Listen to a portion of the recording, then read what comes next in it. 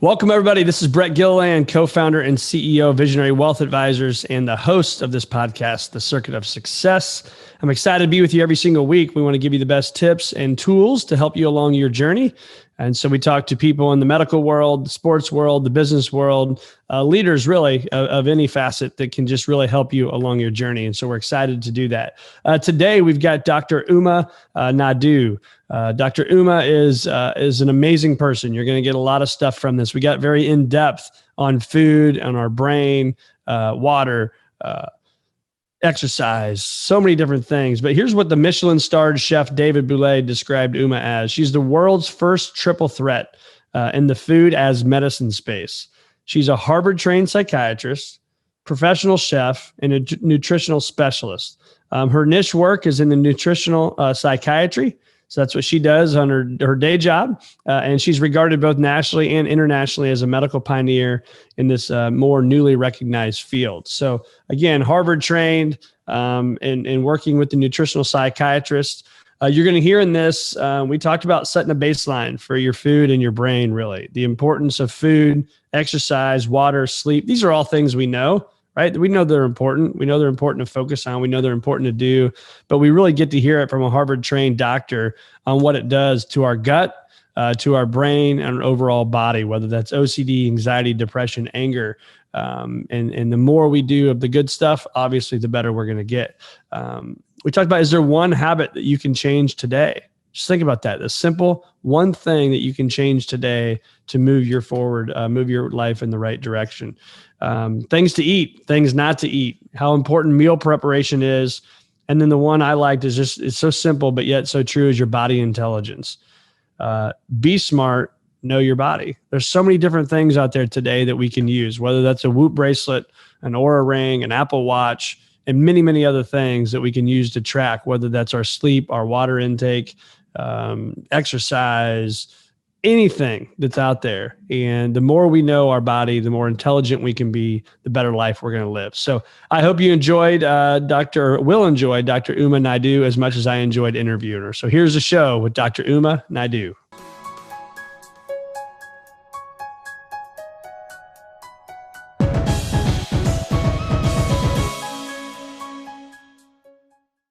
Welcome to the Circuit of Success. I'm back for another great episode with Dr. Uma Naidoo. Uma, how you doing today? I'm great, Brett. Thanks for having me. Absolutely. It's great to be with you. I can see that amazing book right above your head there. It looks pretty good up there, right? How's that feel? It feels good that the book is out. It definitely was a challenge early on in the pandemic, but I'm really glad that people are hearing about it and reading it and are interested in this work. So absolutely, absolutely. Well, it is amazing to have you. You've got you're doing unbelievable things out there and helping the world, and so I'm really excited to dive into a conversation today. And so, you are a doctor, right? You are a nutritional psychiatrist. You do clinical services. You've got the book, and you're really helping spread the word on what really food does to our brain. And so that's what we're excited to talk to you about today. But, I know you're a Harvard grad. I mean, you're very well studied and those things, and would love to spend time just getting to know a little bit about the backstory on who Uma is today and what's made you the woman you are today. Oh, thank you. I appreciate you asking that. I think many things. Some of it really starts with my roots in my family. I grew up in a large Indian family in South Africa, and I skipped out of preschool. I didn't want to go. My mom was in medical school, and so I would hang out with my maternal grandmother, to whom my book is dedicated, and I learned a lot about food. I guess I learned about natural stuff. She would literally pick vegetables from the garden, and I would help her prepare food and meals. But I also learned yoga and meditation from my grandparents, who would spend the daytime with me, and also had uncles and my mom who were in science, in the in medicine. So there was this part of the family that was in allopathic medicine, and also a couple of Ayurvedic practitioners. So there was this sort of holistic kind of impression of life that I got, both from nutrition, from medical sciences, but also Ayurvedic practitioners. So when I started studying, and, I understood more about psychiatry, I know and knew the medications on the one hand were life-saving to my patients, and they have been, but they also had devastating side effects. So I really felt that the missing conversation was, what else are people doing? Like, what are they eating? Are they exercising? Are they doing other things to feel emotionally better? And I really came in with that mindset, maybe, I think, based on my background. So I began to ask questions, and a very sort of a moment early on in my career really reinforced how important it was to interpret information to an individual who's taking medication. When a patient yelled at me, and he was just upset, thinking I'd caused him to gain weight, but it actually was not true. But when I interpreted information based on what he was drinking and the empty calories he was consuming in his large Dunkin' Donuts coffee, which is a big favorite in Boston, and conveyed to him that he was consuming like more than a quarter cup of processed cream and 8 teaspoons of sugar at least in a day in this large 20-ounce coffee that he was having.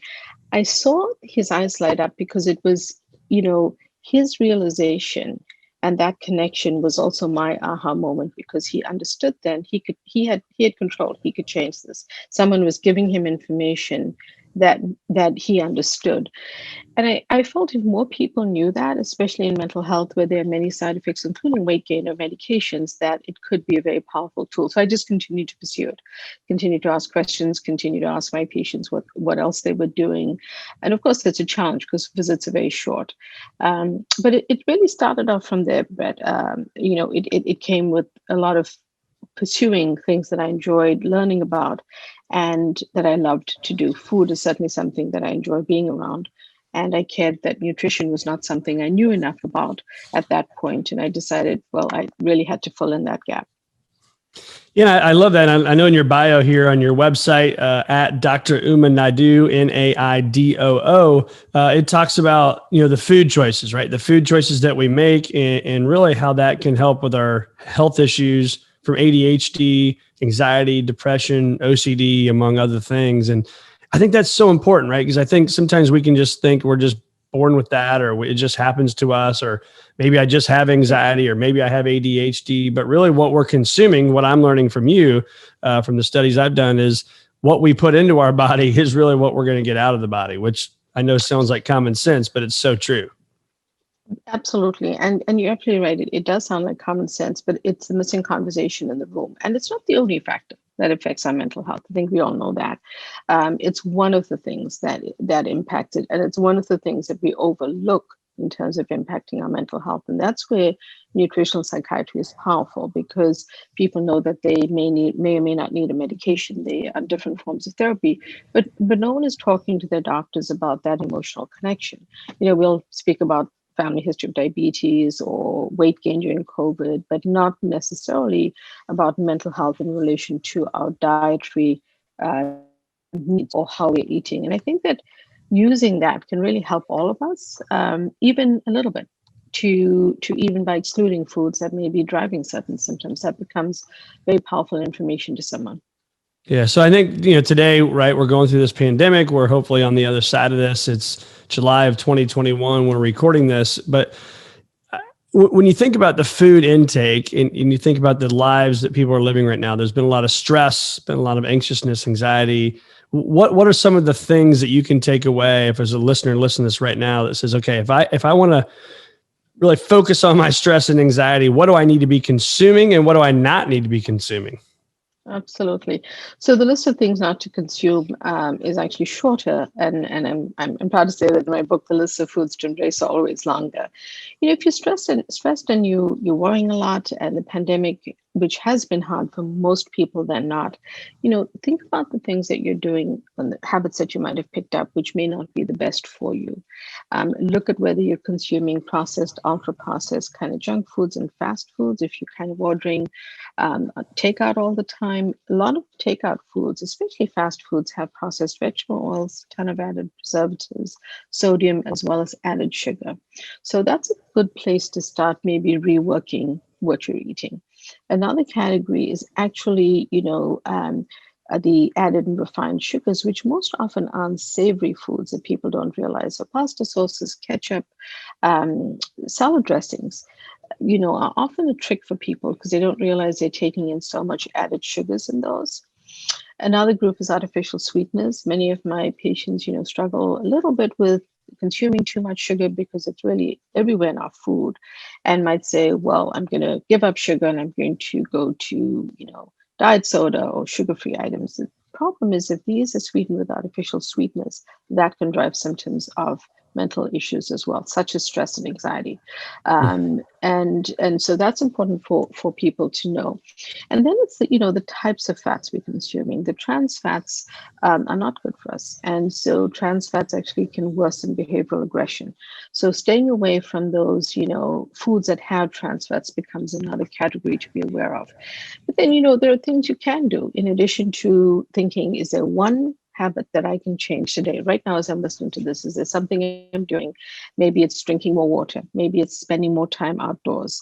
10 minutes of outdoor time in sunlight, will actually improve your vitamin D levels. And it provides about 80% of what you need for vitamin D in a day. And vitamin D is linked to improving anxiety and helping mood. So it's worth it. That's a simple thing. Then, in terms of food, maybe taking out that one food that you've been leaning on a lot during the pandemic that might be causing you problems. Maybe you've noticed it. Maybe changing that out for a healthy swap. And, foods to think about, some of the building blocks of nutritional psychiatry, going to those colorful fruits and vegetables, because a rainbow of colors brings back plant polyphenols rich in antioxidants and anti-inflammatory foods to your gut microbes, which really need to be taken care of, as well as fiber. That's what they eat. Leafy greens, we talk about eating salads, but the greener the better. Actually, the folate content of these greens are very important in mental health because low levels of folate are associated with depression. So when I say eat a salad, I'm not being frivolous and saying, oh, just improve a healthy habit. There's actual science behind why that matters in mental health. And then there are things, like prebiotic foods, consuming fermented foods, which help the gut bacteria, and really leaning on fiber-rich foods, sulforaphane vegetables, cauliflower, Brussels sprouts, asparagus. Those are great, again, for the gut microbes because they bring back fiber. And you can't get fiber from animal or seafood protein. So you've got to build in your vegetables somewhere. Beans, nuts, seeds, legumes, healthy whole grains. You can obviously still consume other foods as well, any type of protein that you like. Just make sure that it's more of a clean protein, and the source of the protein matters when you can. And I know that these are expensive sometimes, but it's a balance of how you put those things together. Yeah. So those are just some of them, and in addition to what people have heard, like omega-3 fatty acids from fatty seafood, but also plant-based sources, things like that. Yeah, I think that's phenomenal. And so let's play this out though. So I think the world we live in is so busy and chaotic, whether that's kids' events or work and all that kind of stuff, where I know I struggle personally. I'll be transparent and vulnerable here. It's just a lot easier when, like last night, thankfully I didn't do this, but I went home and had, 2 eggs on peanut butter toast with avocado. Okay. That was my dinner. I don't know if that's good. I don't know if it's bad, but you know what? It was a choice because it would have been a lot easier to stop through like Chick-fil-A on the way home from soccer at 7:30 last night after a full day at work. Right. So what advice do you have for those of us that are running around crazy, choosing the easier thing versus the harder thing to do? Absolutely. So it's definitely harder to prepare something, right? And I think the ways that we can make them easier is when you're eating something at home, you know what's going into it. You know the amount of salt you're adding. You know if the type of fat you're using. If you're frying an egg or however you're preparing it. It's very different when you're getting it from a fast food place because, fast food French fries have sugar in them. You don't realize it and you don't taste it, but they engineer to be hyper palatable. So that's why you always upsize, and when you upsize, you can't put the whole bag down. You eat the whole thing. So it's important to at least acknowledge that trying or making an effort to do something at home is healthier. Studies have also shown that when we prepare meals at home, we consume fewer calories, even when we're not following a special diet. So let's take what you made. Avocado, healthy fat. Eggs, great source of protein for those who consume eggs. A lot of people feel strongly about eggs or dairy and different food groups. I'm much more diet agnostic. I rather would say to you, Brett, where do you get your eggs, or what types of eggs do you get? And, getting pastured eggs becomes important from cage-free chickens, that type of thing, if you can. If you can't, it's still a healthy protein. It's still something how you're preparing it. So I think that it's, even that is a better choice than any fast food place because it's simply better from 4 of those facts that I mentioned. For people who are super busy like yourself, sometimes meal preparation helps, and choosing a day of the week together with the spouse, maybe the efforts are shared, or whoever helps you at home. Someone shops, someone prepares the food, so that for the kids, there are things like healthy cut veggies in the fridge and some hummus. As because if it's there, that's the option to eat versus chocolates, candy, and ice cream, all of which could be fun but are not best for their brain health, or yours or mine. So that's where meal prep comes in, but also things like batch cooking and making some meals for the week, and even breakfast for the week, chia pudding, overnight oats, things that everyone can have that are simply done a few days ahead. Some families could prepare things for most of the week. Others might need to do 2 days of short meal prep. It doesn't have to take a lot of time, and the kids can be involved. They can help to clean vegetables. They can wash the apples. They can set up the fruit. Things where they actually become involved is also I feel important, because it's really naturally educating them. And then if you really stuck, a pretty decent choice is a rotisserie chicken from the supermarket, and I would just ask if they cook it in any oils. If they're just cooking it in a rotisserie oven with the skin of the chicken, it's actually pretty decent as a choice if you eat chicken, because when they're not adding extra stuff to it, it's a meal that can last. If it's a small family, you can start with that, with a side of vegetables.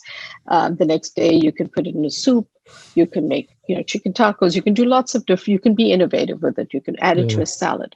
So it's one way to multi-purpose one item that's relatively, it's not a bad choice. It's not the same as buying going to a fried chicken place sort of thing. So, Right. So I think that those are other ways to think out of the box a little bit to make it easy. And then you transition to, the more that I work with people around making things at home, and they learn these easy tips and tricks, they want to do more of it, because it's ready. It's in the fridge, and you put it together before your meal, or, you have some things that you can do. So it's a little easier that way. And so talk to us, go back to those fast food choices that I think we can all be guilty of, and maybe some more than others. All of us, what is it actually doing to our brain? Like, what is actually going on up there? Right. So let's go back to those French fries, right? You don't taste sugar when you eat French fries, but they are made they're made to be, like I said, hyper palatable, but they're also ultra processed. So when you buy a food in a fast food place, that food is meant to last a while. It does have a lot of preservatives, often a lot of extra salt, and fillers and other colorants, dyes, many different things that are not actually good for your health, but also not good for your gut. A lot of those ingredients actually are disruptive to the gut and pro-inflammatory. So take a simple thing like the processed vegetable oils, which are inexpensive and are often used in fast food places. Those are pro-inflammatory. So as you're consuming more of that, your body becomes more and more inflamed. And most importantly, your gut tends to get inflamed. So what tends to happen in the gut is there's an imbalance of the good microbes that are there to protect you, help you with digestion, help you with immunity, help you with your sleep cycle, circadian rhythm, hormones, so many things, so many other things as well. But when you're just feeding the bad microbes down there with the processed vegetable oils and the artificial sweeteners and the processed sugars, they start to thrive. And they start to thrive, they set up for inflammation in the gut. And over time, inflammation in the gut really causes an uptick of mental health symptoms like depression, anxiety, and others, because gut inflammation ends up being brain inflammation. And it's one way to realize that those foods are just over time not the best choices for us. Wow. That is, I'm writing that down. That's a writer downer, as I would say. It's because it's just, again, it's so easy, right? And I'm guilty of this stuff, and it's just in our world. No one is perfect. It's And so, is there anything? Obviously, you'd rather, if I go to, let's just pick any restaurant you want. We won't name names, but if I go there, I guess a big greasy burger is worse than getting the grilled chicken sandwich, right? If you have to do it, there's healthier choices at those restaurants, clearly. At a lot of these places, they have healthier choices, right? They have maybe something that's less processed. So grilled chicken, if you can actually see that it's a piece of chicken, that might be a healthier choice. That doesn't exclude anything else. They might be adding the processed bread. It doesn't exclude the any processed vegetable oils. But I think it's sort of going back to what you made at home last night, Brett. That you knew the items that went into the food that you ate. You Yep. used a certain type of cooking oil to make that, or however you prepared your eggs. It is a slight difference. I know it takes effort, but it's that much different when something is handed to you, whether it's a restaurant or fast food place. But with fast food places being a little bit more problematic, you really don't know what went into preserving that food, and versus taking avocado from your countertop or your fridge, and taking eggs out of your fridge and meat. So I think it's really about sort of the bigger picture of where it's Yeah. taking our health. The one of fast food, I think everyone does it. It's very hard in this world that we live in to avoid processed, ultra processed foods. But but what we have to realize is that in a 24-hour period, the gut microbes, the gut bacteria start to change based on what we're eating. So I say to people, if you're choosing that healthier choice, they're improving in a good way. The good microbes are thriving. But if you're continuing to go through the fast food lane, the bad microbes are continuing to thrive. They start to change in 24 hours, but you don't feel it immediately. It takes a little bit more time. And when people have an uptick of symptoms based on this, often tracing back their food and what their pattern has been will reveal that there's a connection. So I want to talk about what I'm going to make this up. I'm going to call them the Power Four. So when I say food, exercise, water, and sleep, so food, exercise, water, and sleep, if it's even possible, can we rank those for overall optimal health to live our best life? What would you say? Absolutely. Well, firstly, I love that because it really, I believe in a holistic, integrated, and functional model in psychiatry, meaning that I talk mostly about nutrition, but it really is all of those things, right? Mhm. I think they're all important to different degrees, and I think that it's the combination of how we are taking care of our nutrition, getting some regular exercise, making sure we're hydrated. So take hydration, for example. Water is our best choice. When people are dehydrated, they can even present with a panic attack, can present with severe anxiety because they don't realize they're dehydrated. Um, Dehydration is also linked to depression. So just keeping a bottle of water and being adequately hydrated during the day is actually important for mental health as well as physical health.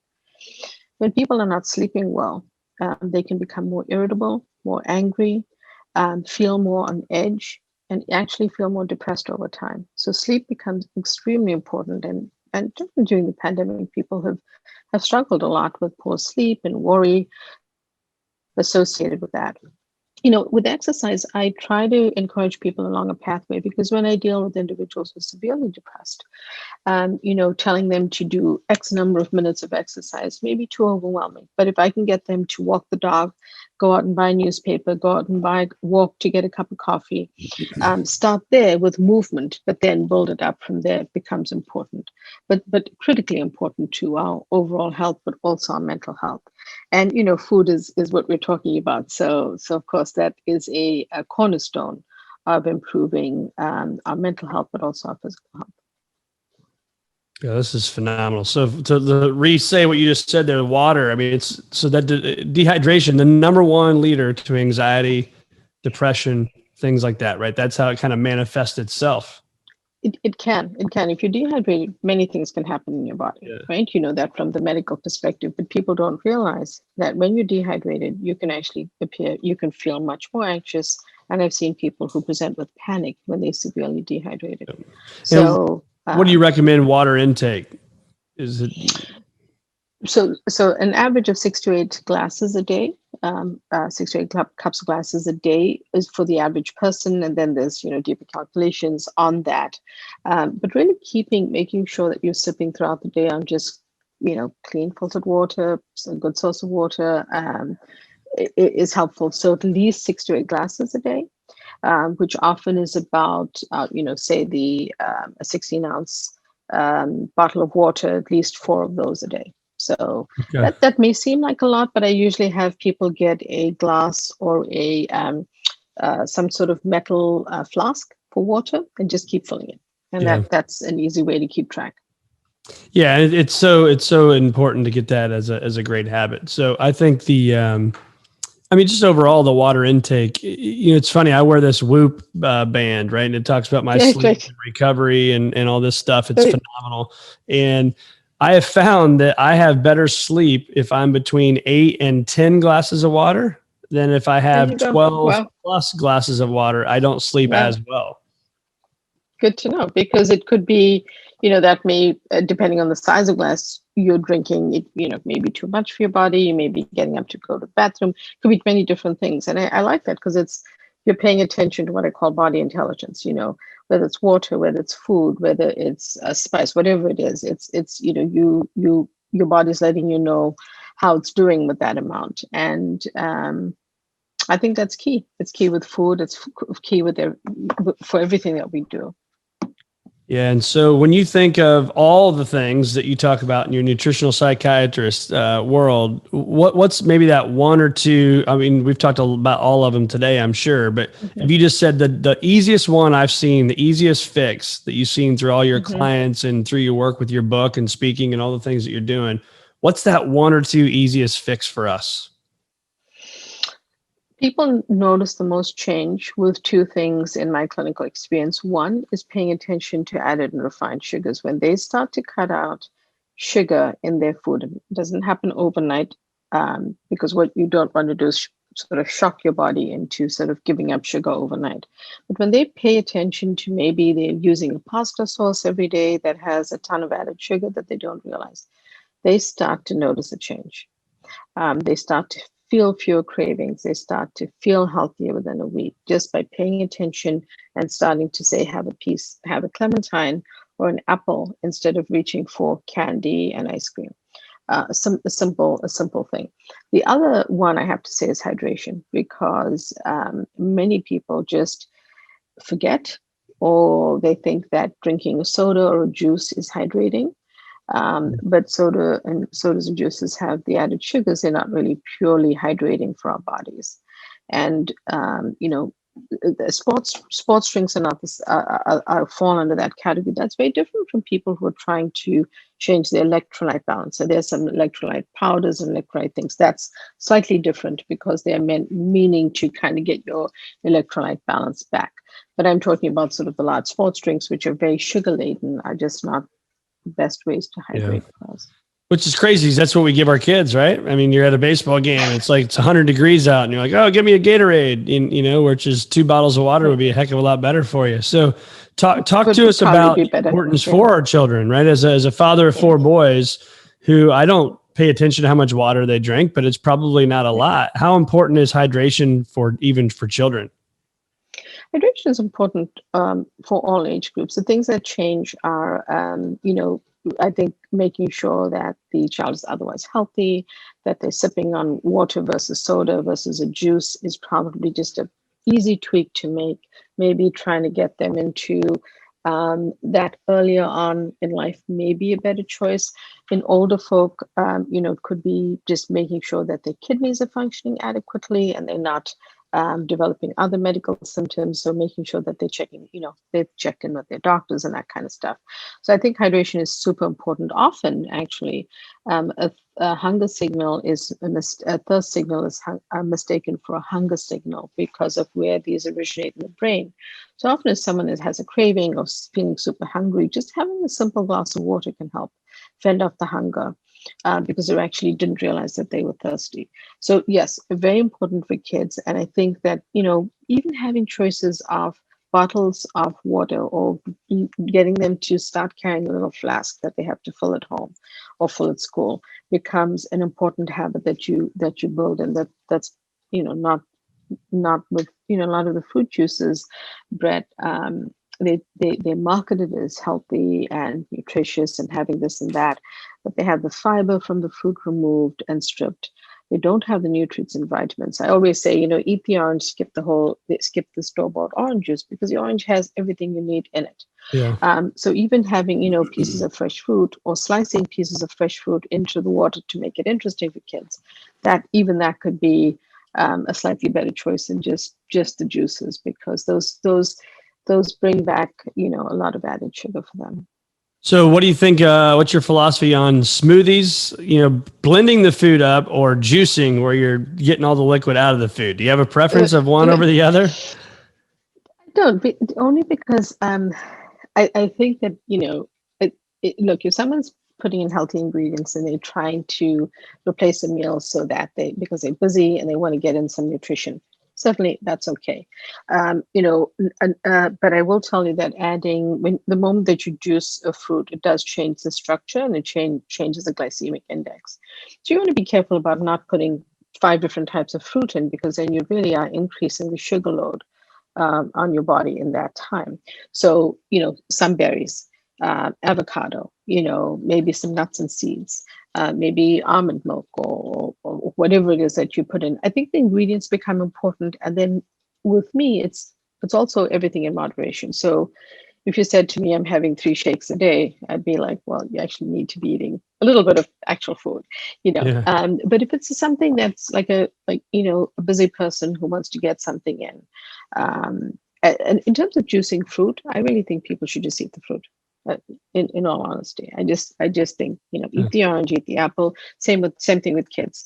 Cut up the fruit, have them learn to peel it, have it be a fun activity, have them make, fruit kebabs, which can be fun, and encourage them to eat fruit versus something else. I think it's about how we interact with food as well. I love it. I love it. So what was it like when you decided, hey, I'm going to go to Harvard? Let's flip the page here to talk about how you're going to help us and talk about the success you've had. And so which we'll put in all the bios, but I thought it was pretty cool. You were what does it say here? The very first psychiatrist to be awarded the coveted Curtis Prout Scholar in medical education. That's a big deal. Let's talk about some of those things. Absolutely. So I was fortunate enough to study, do my psychiatry training. And during that time, I think it's funny, but I compete with myself. So for me, it's always been, I was always encouraged by my parents to follow things that I love to do. And I was very grateful for that. And there were never any barriers to that. So if I wanted to study something and I decided to go to culinary school, it was, well, why not? If I can fit in the time. And this particular award was actually won in medical education, a very prestigious award through the medical school that you applied for, to really learn I didn't know that, honestly, with the book coming out, how much education would be a part of my life. But I'm so grateful for having done that fellowship. And it tended to be that psychiatrists had not been awarded that. So I was very honored to be the first psychiatrist and to use it in medical education, and then to really take those tools that I learned. And now it's actually helping with the book and spreading the word of the work I do. That's great. That's great. So I want one more word of advice here from you. So when you think about meditation and practicing gratitude, I know we talk about how important your brain is on food, but how important is it for your brain on meditation and gratitude as well? It's actually become so important, especially with the research that's being done. There was a study from early 2020 that looked at pranayama breathing, so breathing, your breathwork yoga, and the effect on the cardiovascular system. But it also showed an improvement in depression and anxiety. So, I spoke about learning meditation and yoga from my grandparents. It's something that I lean on. And over time, really, some of the research and scientific evidence has proven that things like mindfulness, not only do they improve how we're feeling, if it's something that appeals to you, they actually also affect the gut microbes. So it's, when we say gut feeling, it's much more than we originally thought. And so I think that if it's something that appeals to a person, it's really worth the practice. I don't like asking people to become mindful or use gratitudes if it's not something that's in sync with them. Some people, it's not for them. Yoga is not for them. But meditation and mindfulness can be helpful to anyone. It doesn't have to be based on spirituality or religion. It can just be, being at peace with your thoughts for a few minutes. It can be, taking a walk and clearing your mind. It can be spending time in nature, which I'm a big fan of. So I think that it's hugely important. It's hugely important in my world, but I will also say it's not, it doesn't appeal to everyone. And you just said this nature is hugely important. And I'm hearing more and more people come out and talk about the power of being in nature and, walking around in a park or the woods if you have that opportunity, whatever it may be. Why is that so important? And what's it doing for our bodies that we don't even know it? Because you can't feel it in the moment. You can't feel it in the moment. I think that the way I think about it is, firstly, being outdoors is good for us. It's spending, I mentioned vitamin D early on, and that's an important part of it. But I think it also brings a sense of peace and mindfulness. Just spending, whether it's walking in a park or you have access to maybe a forest or other greenery or trees. There's something about just being and breathing in nature that is very calming to the body, mind, and soul. And I think that the more we encourage those, what I consider almost a mindful practice, instead of this somewhat, and I'm guilty of it myself, somewhat rushed, pressured lives we lead. I think I think the less stressed we can be, the better. And where you can engage with nature will help with your stress reduction, which I happen to think will make a big difference. Beautiful. So this is it right here. This is your brain on food, an indispensable guide to the surprising foods that fight depression, PTSD, ADHD, anxiety, OCD, and more. This is your book. It's amazing. So talk to us about that. What made you decide, hey, I'm going to write a book. I'm going to take that next step. And because you don't have to do that, but you've chosen to do that. And we're thankful that you did. Thank you. I'm grateful that I did as well. It actually happened, it sort of happened, I wouldn't say by mistake, but it happened sort of serendipitously. I was being interviewed for an article in the Wall Street Journal a few years ago and had a good conversation with the reporter, thought nothing of it. I'd been blogging for Harvard Health and sort of writing articles about the gut and the brain and kind of just working in my clinic, doing my work. And this particular Wall Street Journal article called Feed Your Head was in a weekend edition of the Wall Street Journal and happened to go viral. And when it went viral, some publishers as well as agents reached out to me and said, have you thought to write a book? And that was how the idea was. So that was how the idea came about. I hadn't really been thinking, I have to write a book. And so the process started of finding the right agent, and that's how it all unfolded. So I was very grateful that it happened that way. And which is great because it was a value added. Yeah. It was value added work that you were doing in the Wall Street Journal, and then people see it and then they want more of it. So that's good. I like that. Yeah, it was great. I was very happy that it happened. Very nice. And so where can our listeners find more of Dr. Uma Naidoo? A few different places, Brett. So for one thing, you can find me on social media at the @ DRUMANAIDOO, which is at Dr. Uma Naidoo. Actually, I'm running a live Instagram series every Wednesday at 12 noon Eastern for a few minutes. I get online and talk to people and answer their questions. And you can submit questions to my website, umanaidoomd.com, and look for the tab which asks you to submit a question. What we try to do is pull together a few questions that I can answer in that time. And that's another way to interact with me, but you'll also get blogs, newsletters, and other information on my website. So I hope you'll come find me. I'd love to interact with you. Well, for those listening on Apple or any other major podcast station, you can find it in the show notes. We'll put all the links to your website, your social media, and tune in on Wednesdays on Instagram at noon Eastern time for some great advice and maybe, who knows, maybe connect with you and get their questions answered, right? Absolutely. I hope to do that. And, you can find the book on my website at just umanaidoomd.com or any local bookseller or online wherever you shop. Beautiful. Well, Uma, thanks so much for being with us. Tons of takeaways today. The power of food, exercise, water, sleep, things to avoid, things to eat, meal preparation, body intelligence. I love that. That was one I wrote down and I really liked. I just wrote, be smart and know your body.